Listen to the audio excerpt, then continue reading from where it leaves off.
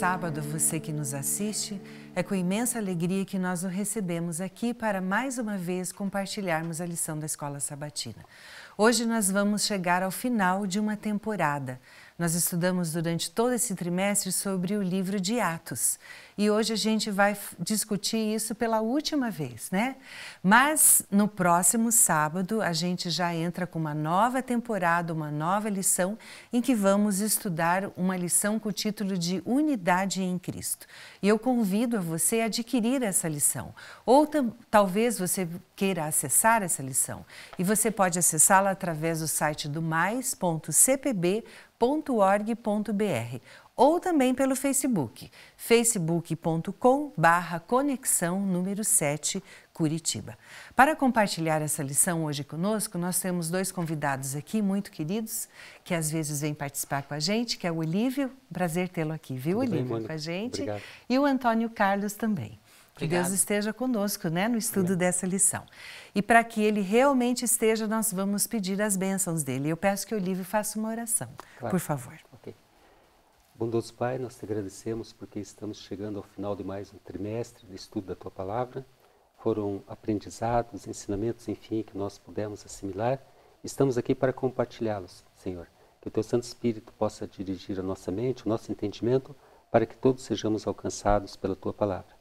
Prepara-nos para a Tua volta e concede-nos a Tua paz, em nome de Jesus. Amém. Amém, Senhor. Essa última lição aqui fala sobre a viagem de Paulo a Roma e enfatiza aqui que sempre foi um desejo de Paulo, né, ir até Roma. Mas ele foi aprisionado, né, em Jerusalém, depois a gente viu que ele foi transferido para Cesareia e isso atrasou um pouquinho os planos missionários. Eu achei muito interessante uma coisa que o autor ele coloca aqui, que é uma coisa para nós também, né? Às vezes a gente fica desanimado com algumas falhas, fica remoendo, puxa, né? Por que eu fiz isso, por que eu fiz aquilo? Mas eu gostei do que ele falou aqui. E eu quero compartilhar com você. Diz assim, mesmo quando falhamos com o Senhor, Ele ainda pode nos dar outra chance, embora nem sempre nos poupe das consequências das nossas ações. Paulo não apenas foi levado a Roma como prisioneiro, mas também não há evidência bíblica de que ele tenha ido à Espanha, como esperava fazer. Depois de ser libertado do que é conhecido como o primeiro encarceramento romano, Paulo foi novamente detido, dessa vez para sofrer o martírio sob a ordem de Nero. Eu gostei muito que ele falou aqui, que mesmo com os erros, Deus é como se ele estivesse reprogramando o GPS, né? Recalculando a rota que ele fala. Mas ele não desiste da gente, porque ele sabe que às vezes a gente faz... A gente viu aqui, principalmente na semana passada, que Paulo acabou atropelando algumas coisas, quis fazer algumas coisas, né, por conta própria, né? E não deixou que Deus agisse. Mesmo assim, o ministério dele foi amplamente abençoado, que a gente tem o benefício desse ministério até hoje, para a nossa vida pessoal, e a gente está estudando, inclusive, sobre isso. Eu gostaria que você começasse falando, Olívio, sobre a primeira parte aqui da nossa lição, que ele menciona que ele estava navegando para Roma. E o que aconteceu aí? Então, você bem disse que ele havia ficado preso, né, em Cesareia por 2 anos. E aqui nós vemos uma consequência de uma decisão que ele havia tomado, contrariamente ao que Deus havia planejado. Sim. Né? Então nós sabemos que o propósito de Paulo era justamente atender aquela ordem de Jesus que havia estabelecido como assim, atribuição de todos os discípulos que viessem ao longo da história, alcançarem todo o mundo. Né? Ele usa a expressão começando por Jerusalém, Samaria e até os confins da terra. E naquele momento, naquela época, confins da terra representava o mundo conhecido até então, né? O mundo civilizado.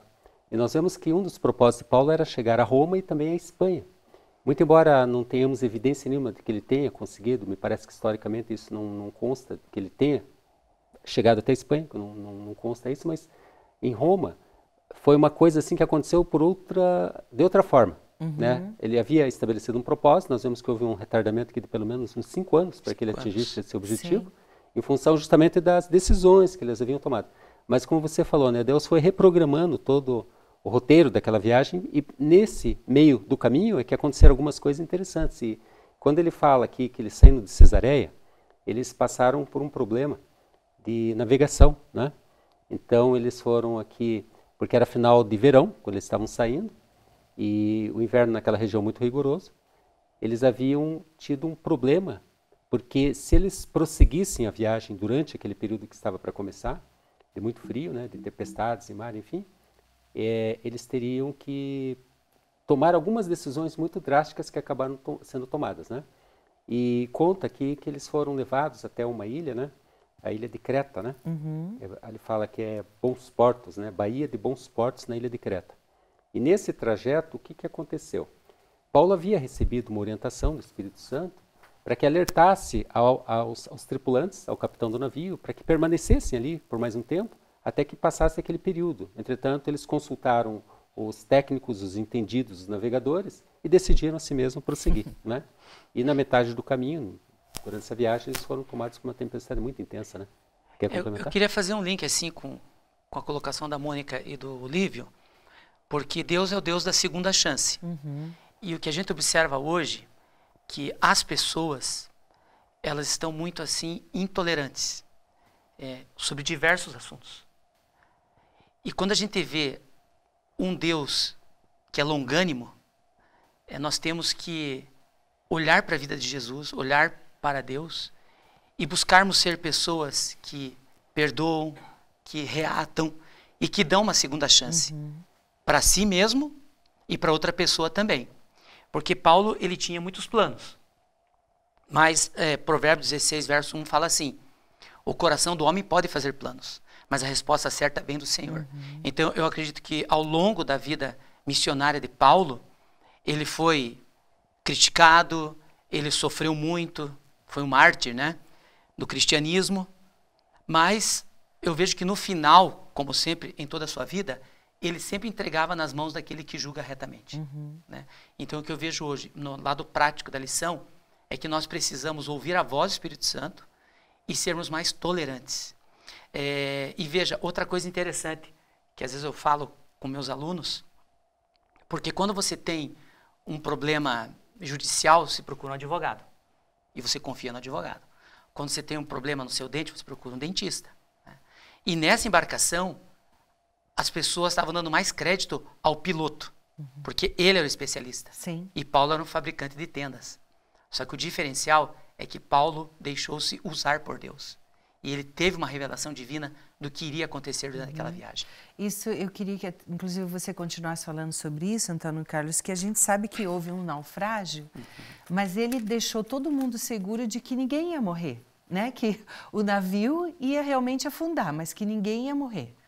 Então, conta essa história pra gente. Então, eu acho interessante porque nós não temos aqui detalhes, mas com certeza, se Paulo não podia estar ali naquela embarcação, ajoelhado e orando, em pensamento ele estava elevando a sua oração a Deus, como nós podemos fazer.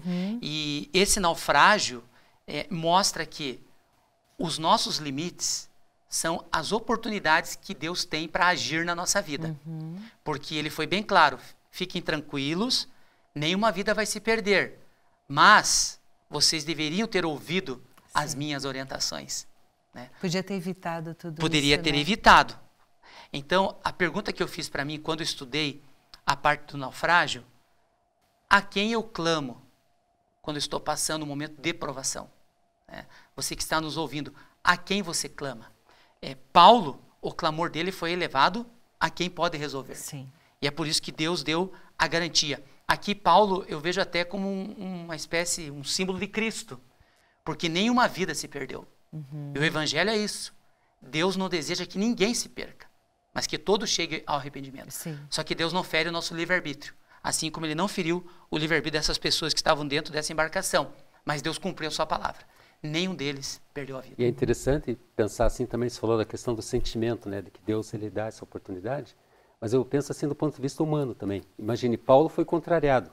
Ele poderia ter cruzado os braços nesse momento e dizer: bom, vocês escolheram esse caminho, agora... Não posso fazer nada. Não posso fazer mais nada. Então, entretanto, o que ele fez? Ele se uniu à liderança daquela embarcação, né? Deu orientações para que eles ficassem tranquilos, porque nenhuma alma se perderia. Nós vemos ali que são 276 pessoas, não eram poucas pessoas. 276 pessoas. Ficaram 14 dias nessa situação, até que se cumpriu esse momento em que o barco foi lançado num banco de areias, né, próximo à ilha de Malta, né? Sim. Sim, Malta. E daí o que acontece ali? Nós vemos que os guardas, com os soldados, com aquela preocupação, e agora? Eles perderam o controle sobre os presos, porque, eu imagino, 276 pessoas, a maioria ali, 250 pelo menos, deveriam ser presos, né, condenados. E o que aconteceria? Dentro do sistema legislativo romano era muito severo em relação a isso.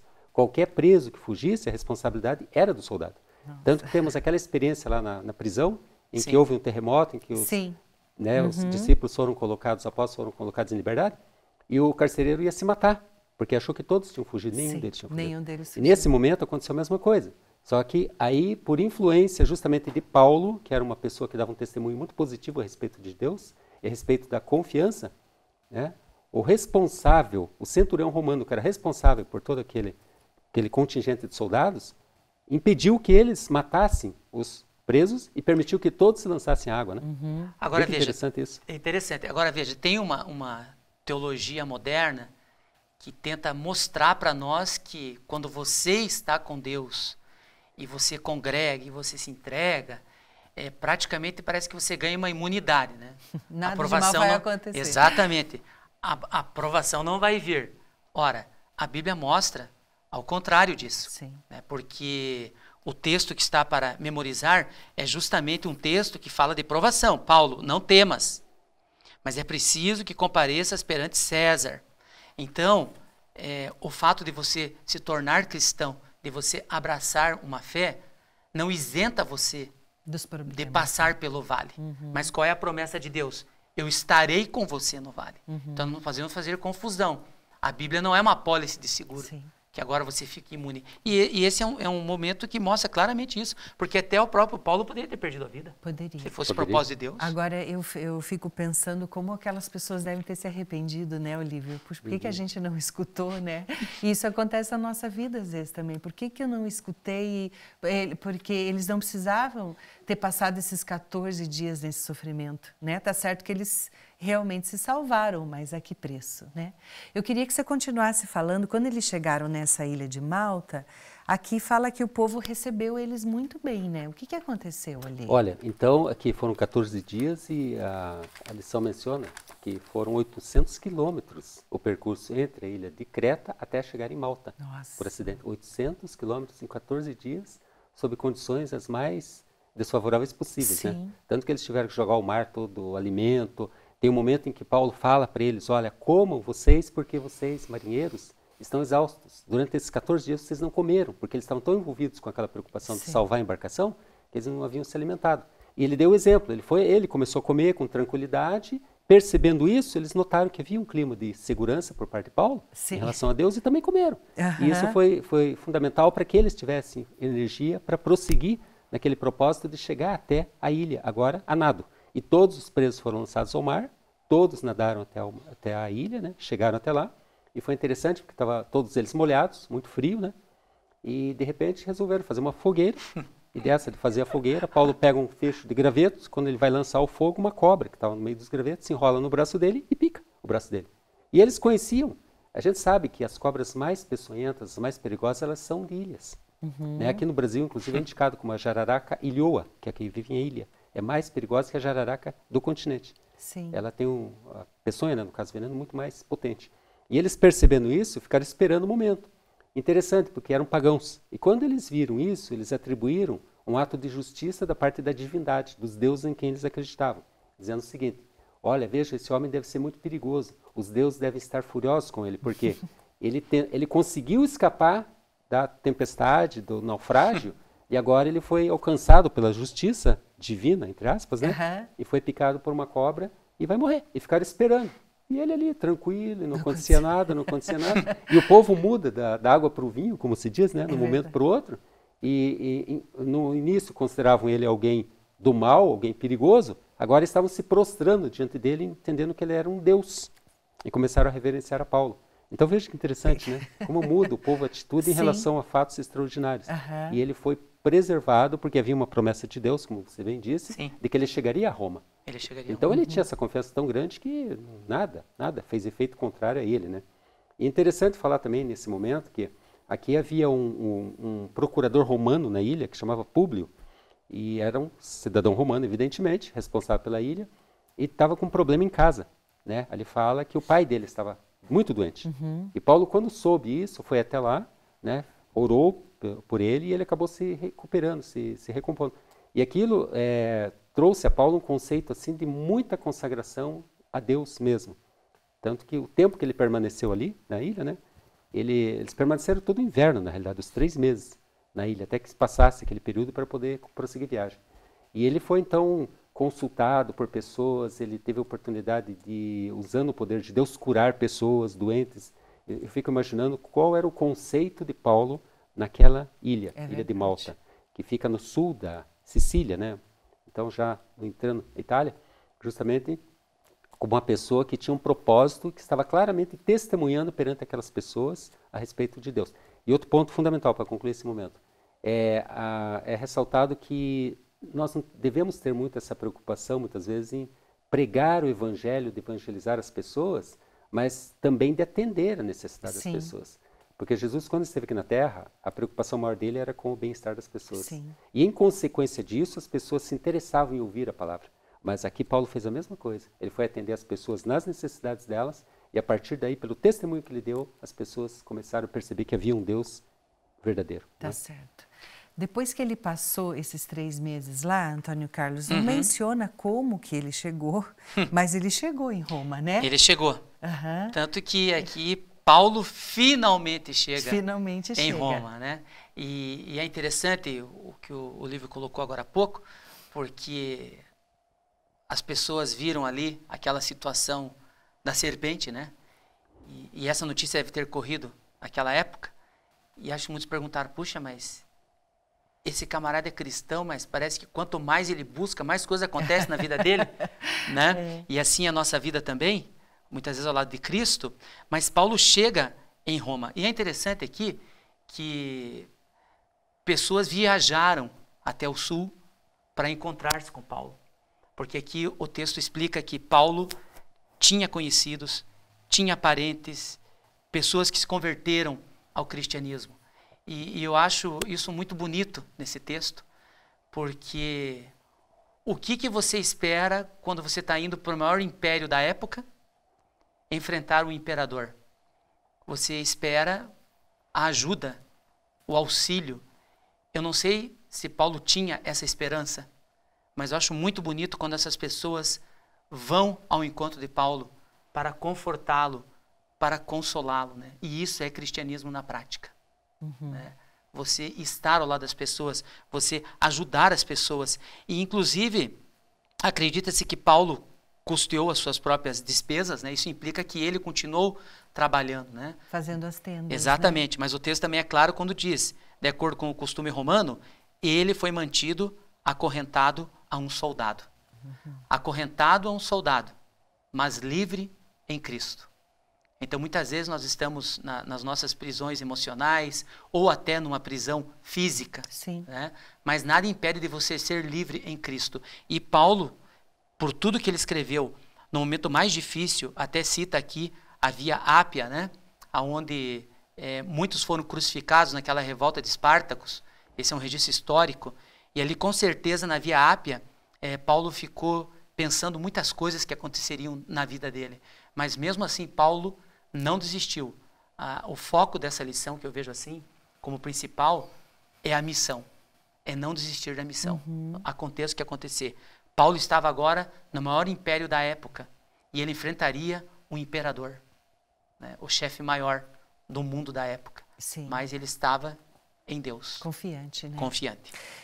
Aqui a última parte, Olívio, ela fala que no final da cena de Atos ali, enfatiza a vitória do Evangelho. Como é que a gente sabe que houve essa vitória?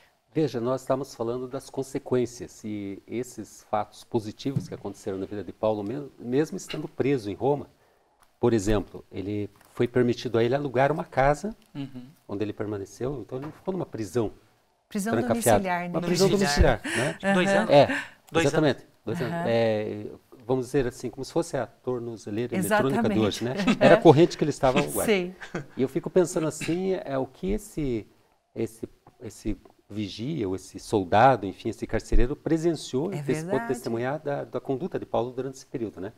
E é interessante porque, como o professor Antônio Carlos falou, quando ele chega a Roma, ele logo convoca, e os judeus que o conheciam, sabiam da existência dele, sabiam da fama dele, vieram até ele, e foi dada a ele a oportunidade, inclusive, de testemunhar perante eles o porquê de tudo isso, né? Porque, inclusive, eles falam que não chegou nada até eles.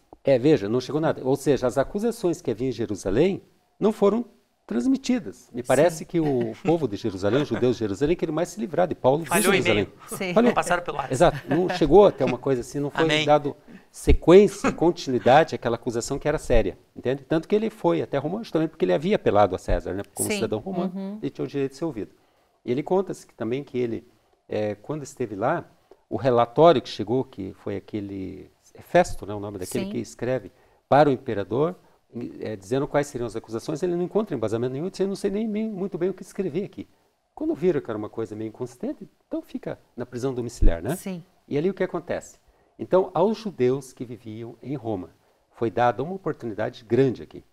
E quando ele relata toda a trajetória dele, eles se convencem de que, de fato, ele falava da parte de Deus. Contudo, quando ele comenta que eles estavam cumprindo ali o que estava profetizado anteriormente, de que aqueles que ouviriam, mas não escutariam, daqueles que olhariam, não enxergariam. Sim. Uma profecia de Isaías, o profeta Isaías, exatamente. E eles se sentiram ofendidos com aquilo, porque Paulo foi bem claro, como eles estariam rejeitando os judeus, a mensagem, essa mensagem seria levada aos gentios. E aqui eles pararam e se compararam novamente a pessoas se considerando melhores do que os gentios e acabaram daí rejeitando, muitos deles rejeitaram. Alguns acreditaram, outros não. Mas houve uma vitória do evangelho da seguinte forma. Primeiro, a profecia se cumpriu, que a mensagem chegaria aos confins da terra, da época, como chegou. Tanto que chegou até nós. Sim. Né? Ela veio através dessa trajetória. Com certeza. E segundo, que Paulo, mesmo não dando importância para a própria vida, ele confiou plenamente em Deus e Deus foi capaz de fortalecê-lo, dar a ele confiança plena, fé, de que ele combateria o bom combate, chegaria ao final da sua trajetória com a missão cumprida. É a mesma coisa para nós hoje. Quando Jesus fez aquela oração que está registrada no Evangelho de João, ele começa orando por ele mesmo. Ele ora pelos discípulos, pelos apóstolos da época, e chega até aqueles que também seriam alcançados pela mensagem. Ou seja, Jesus orou por todos os discípulos até o final dos tempos.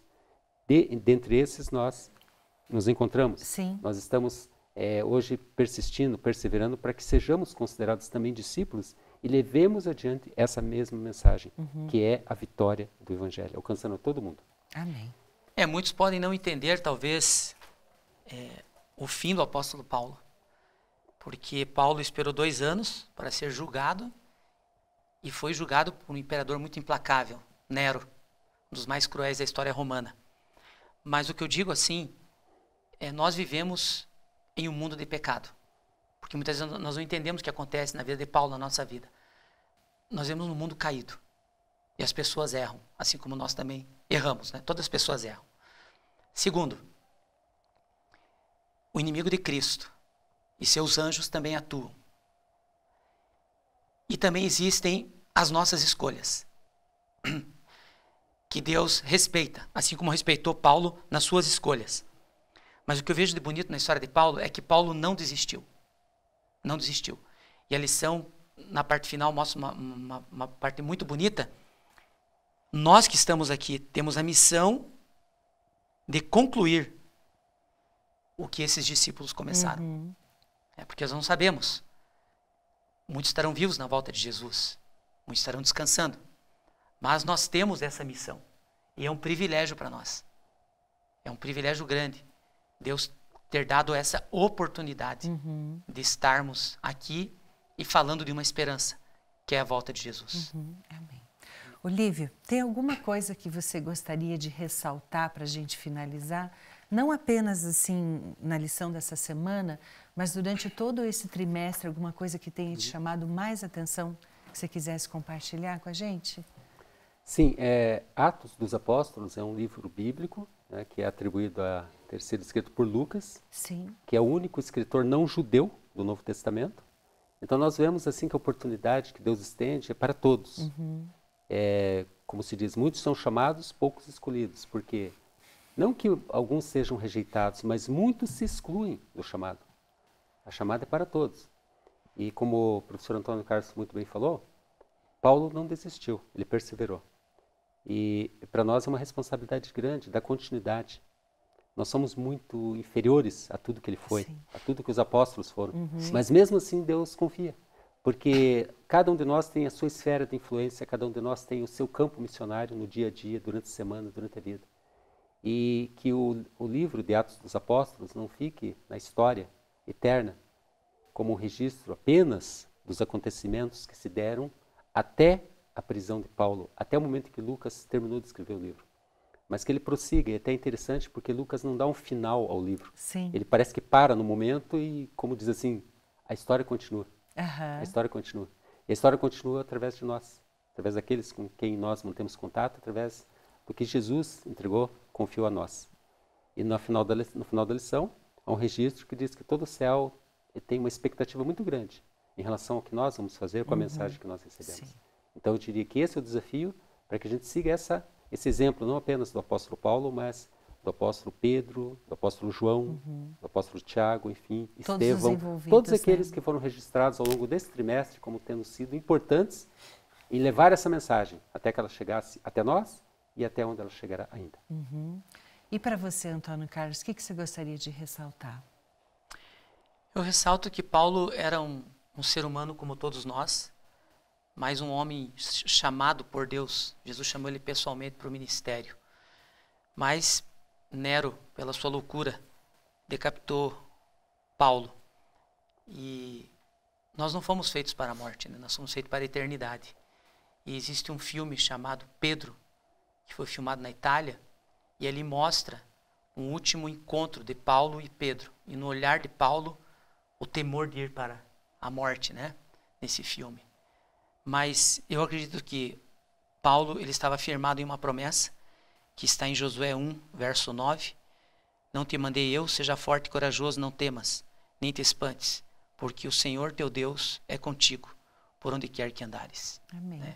E nós temos essa esperança de rever Paulo, se pela graça e misericórdia de Deus estivermos, e com certeza estaremos na eternidade pelos méritos de Cristo apenas, de abraçar esse grande apóstolo e outras pessoas que nós tivemos como exemplo, a nossa família também, e que descansaram na esperança da volta de Jesus. Amém.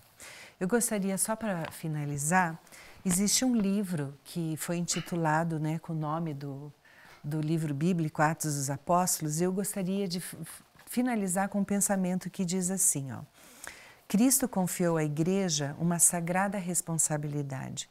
Cada membro deve ser um conduto através do qual Deus possa comunicar ao mundo os tesouros da sua graça, as insondáveis riquezas de Cristo. Não há nada que o Salvador deseje mais do que agentes que representem o seu espírito e o seu caráter ao mundo. Não existe nada que o mundo necessite mais do que a manifestação do amor do Salvador através da humanidade. Todo o céu está à espera de homens e mulheres por cujo intermédio Deus possa revelar o poder do cristianismo. Amém. E o meu desejo, e no final dessa lição, é que você e eu, e que nós estamos aqui, sejamos esse canal que Deus possa usar a cada um de nós para levar essa esperança às pessoas que ainda não a têm. Muito obrigada, viu, pela participação de vocês no estudo dessa lição. Nós vamos então encerrar com uma palavra de oração e eu peço que o Antônio Carlos faça uma oração para a gente. Senhor nosso Deus, nós encerramos aqui mais um trimestre do estudo do livro de Atos. E o que fica para nós, Senhor, é a perseverança. Não só do apóstolo Paulo, mas de todos aqueles que abraçaram a causa do Evangelho. Amém. Nesse mundo nós não vamos entender muitas coisas que acontecem. E é teu propósito, Senhor, revelar aquilo que tu desejas. E aquilo que está em secreto fica para teus desígnios. Mas que possamos, assim como Paulo, permanecer firmes, vendo aquele que é invisível. Amém. Confiando que Deus está ao nosso lado. Mesmo que ainda passemos pelo vale da sombra da morte, pela provação, pelas tempestades, nós sabemos que há um Deus, Emanuel, que está conosco. Amém. Esse é o nosso desejo para todos aqueles que estão nos assistindo, para todos aqueles que estão aqui partilhando esta palavra. Amém. É em nome de Jesus que nós agradecemos. Amém. Amém. Amém. Muito obrigado pela tua companhia durante o estudo dessa lição, durante o estudo de todo esse trimestre. Lembrando que na próxima semana a gente vai começar um novo tema e uma nova lição, e a gente espera a sua participação. Você pode sempre acessar os nossos cultos aqui da Central ao vivo, todos os sábados pela manhã a partir das 10 horas e também aos domingos e quartas-feiras a partir das 19h30. Tenha um dia muito feliz e abençoado. Fica com Deus.